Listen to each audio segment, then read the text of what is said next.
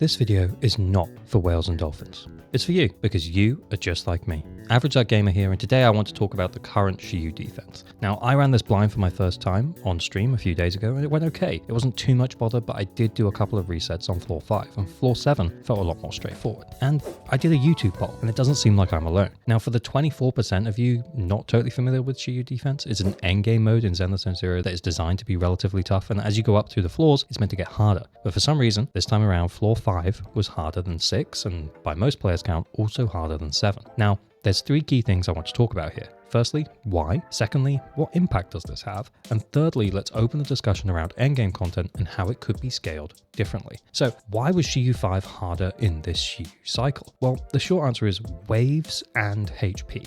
What do I mean by this? So when looking at Shiyu 5 and comparing against Shiyu 7, you'll note that there's a difference in the amount of waves of enemies.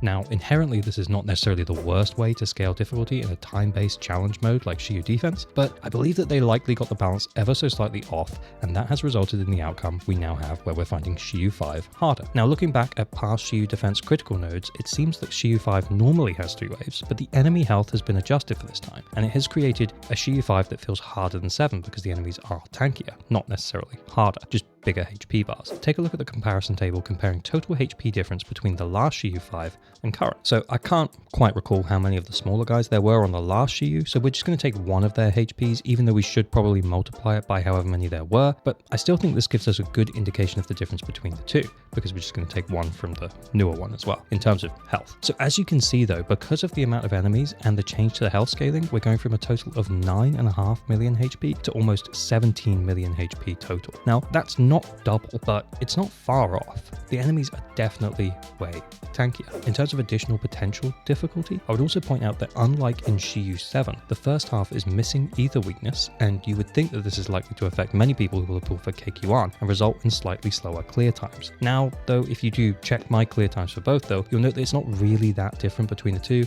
in a natural first time run through. So as much as this might appear to make the first half harder, and sure, the time would be a little faster if it did have ether weakness, because I did use GU1, but I think in terms of difficulty, the waves and the health are what I feel are having the most impact. So before we get too much deeper, let's touch on the concept of difficulty in Zenlesszonezero. Now, particularly in relation to Shiyu Defense Critical Node, it's all time-based. How fast can you destroy the enemies that you are presented with? Zenlesszonezero does have other modes that prioritize staying alive over time, and I would probably argue that those modes are more interesting, but the Critical Node, which is time-based, the difficulty here comes from clearing the content quickly. So by adding more waves of higher health enemies, the game makes itself harder. If they threw more enemies at you at the same time, you could work through them a lot faster with tools like Nicole's Suck. I mean, her ether ball thing.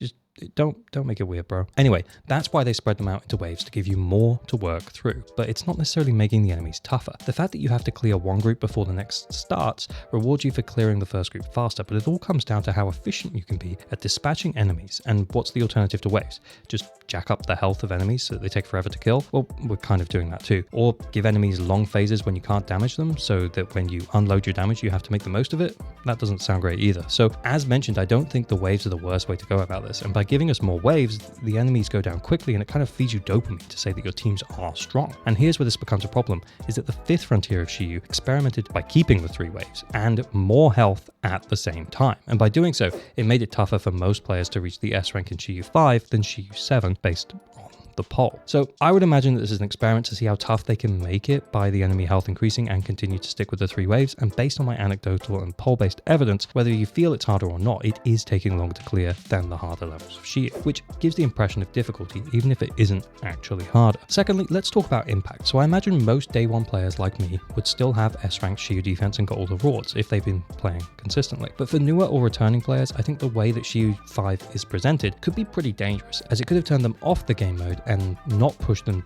to continue deeper into Shiyu defense. Imagine you only have really like one well-built team and you cleared Shiyu 5 with a B rank, so just within the 10 minutes. And you think, this is too hard, I can't go any further. Now, you wouldn't be missing out on masses of rewards, but you could probably A or S rank the remaining 2 levels of the critical node. So it kind of sucks that the wave and health experimentation is at level 5, particularly for newer players, because they may start to think the endgame mode is too tough to clear in a reasonable time frame when they actually could have done potentially better on levels 6 and 7. Also though, do bear in mind that although I am at a day one player, I only have 2 limited S-rank characters. So if I hadn't lost 2 50-50s, I might have also picked up Qingyi or Caesar, and my teams would be better. So if players had either been luckier or decided to spend a little more money on the game, then they would be in a better position than me. In fact, I think most day one players would likely be in a better account position than me, because if their luck is average, they should have won one of their 50-50s, which is to say that most of you are probably having an easier time if you are daily players. And on that note, if you want to watch me lose my 3rd consecutive 50-50 to Bernice, subscribe, join the Discord, follow on Twitch. I will stream my Bernice pulls like I did with Jane, and it'll be a good fun time. Every 50-50 I lose is a 50-50 that one of you will win, so I'm okay with that. Also, you're probably not subscribed, so liking and subscribing is the best way to support small creators like me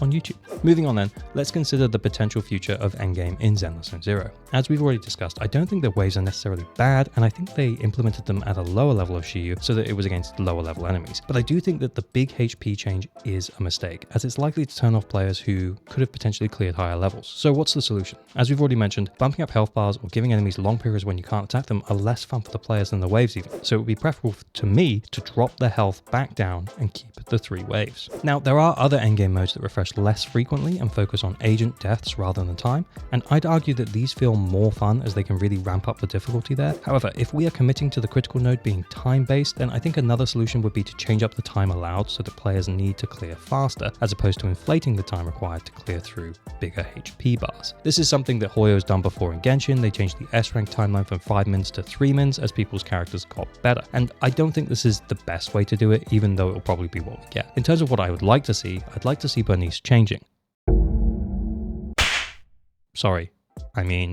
I'd like for them to change and adapt the timeline for S ranking as opposed to trying to hit the arbitrary 5 or 3 minute mark. Just flex it depending on what you're fighting. Example, let's say you have Shadow Jane on one side and 2 minutes could be allotted for that. All of the Shadow doppelgangers on the other side, and let's say another 2 minutes for that, giving you an S rank clear time of 4 minutes. And then, as mentioned, if we're committing to the critical node as a time-based mode, the time can just vary depending on how difficult they want the challenge to be. So maybe based on current difficulty, Shiyu 5 would be a 6 minute clear for S rank, giving you a little bit more time. Shiyu 6 could be a 4 minute clear for S rank, and Shiyu 7 could be a 5 minutes for an S rank, just as an example. Then they could make it easier or harder depending on the amount of time allotted, because that's where the difficulty comes from in the critical node, as it's time-based. But breaking free of the specific timings that are normally allotted and making it more variable, and again, this is not me standing against waves, I actually kind of like waves because it means you might not be able to follow your rotation perfectly. You may need to hang on to your ultimate or your EX special for the next wave if you're close to clearing the first wave, and I think that can create some interesting decisions in the flow of combat. But 3 waves of pretty tanky enemies on floor 5 is too much